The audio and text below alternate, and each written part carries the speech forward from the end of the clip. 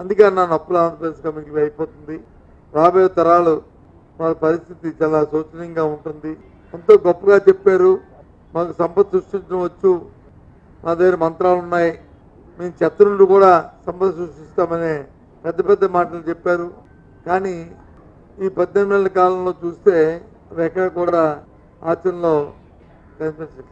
Global ప్రచారంలోకి వచ్చి ఊరికినే మాయమాట చెప్పి ఒక ఆర్గనైజ్డ్గా 10 లక్షల కోట్లు, 12 లక్షల కోట్లు, 14 లక్షల కోట్లని ఆనాడున్న ప్రతిపక్ష నాయకుడిగా ఉన్న చంద్రబాబు నాయుడు కానీ అప్పుడు లేదు, జనసేన పార్టీ అధ్యక్షుడు ఆ రోజు పవన్ కళ్యాణ్ గారు కానీ లేదు, కూటమిలో వాళ్ళతో పాటు అధ్యక్షురాలు ఆనాటి బీజేపీ రాష్ట్ర ప్రెసిడెంట్ కానీ ఇక మిగతా ఏదోదో పేర్లు పెట్టి ఆర్థిక నిపుణులని చెప్పి ఆవాకులు జావాకులు వారితో వీరితో మాట్లాడినట్టు ఉన్ని లేనట్టు ఆ ప్రభుత్వం ప్రజల్లో భయాందోళన సృష్టించడానికి ప్రయత్నం చేశారు.